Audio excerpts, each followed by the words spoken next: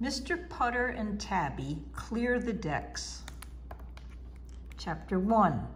It was summer, and Mr. Putter and his fine cat Tabby were itchy. They were not itchy because of fleas. There was never a flea in Mr. Putter's house. They were itchy because they were bored. The days had become hot and long. It seemed that all they did was lie around and dream of orange sickles. They needed some adventure, and Mr. Putter always knew where adventure was. It was next door. Chapter 2. Mrs. Teaberry lived next door. She lived next door with her good dog Zeke, and they were very adventurous. They took adventurous classes like diving. They ate adventurous food like squid, and they loved adventurous movies. They watched those all the time. So Mr. Putter called Mrs. Teaberry. "Tabby and I are itchy," said Mr. Putter. "Oh dear," said Mrs. Teaberry, "perhaps you need a flea bath." "No, no," said Mr. Putter. "We are bored. It is hot, the days are long, and we have no orange sickles." "You need an adventure," said Mrs. Teaberry. "I have an idea." Mr. Putter was glad, sort of glad.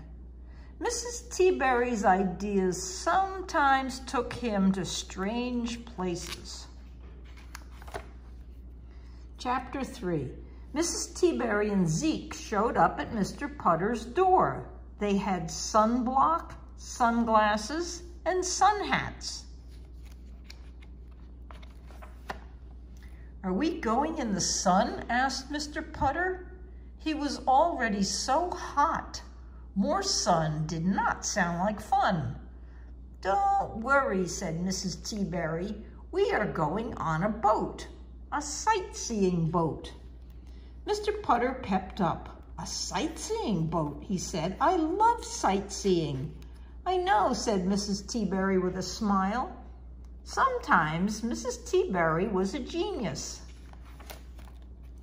Chapter 4. The sightseeing boat was named the Olden Days. Mr. Putter liked it right away because he and Tabby were both old. They liked being old. Mr. Putter was glad the boat was not named the Young and Zippy Days. Those were long behind him. Mr. Putter and Tabby and Mrs. Teaberry and Zeke stood at the very front of the bow. The wind blew in their faces. The gulls flew by. They felt free, free. "Free orange sickles," called the captain. Mr. Putter looked at Mrs. Teaberry. "You are a genius," said Mr. Putter. Mrs. Teaberry smiled. Chapter 5. At the end of the day, the sightseeing cruise was over. Mr. Putter and Mrs. Teaberry and Tabby were ready to go home. But Zeke was not ready. He loved the olden days. He loved the wind and the water.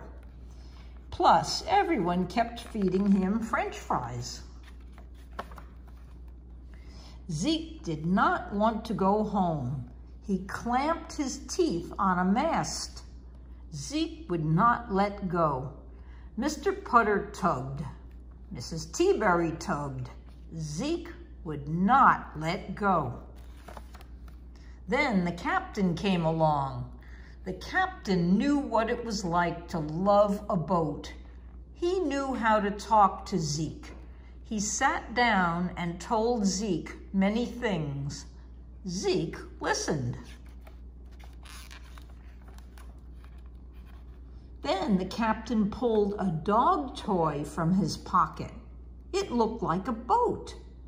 To take the boat, Zeke would have to let go of the mast. Zeke wanted the boat. He let go of the mast. Hooray, everyone said. They all went home happy. Mr. Putter and Tabby took a nap. Mrs. Teaberry took a bath. And Zeke sailed his boat. The end. Good night, Sophie. Good night, Sammy.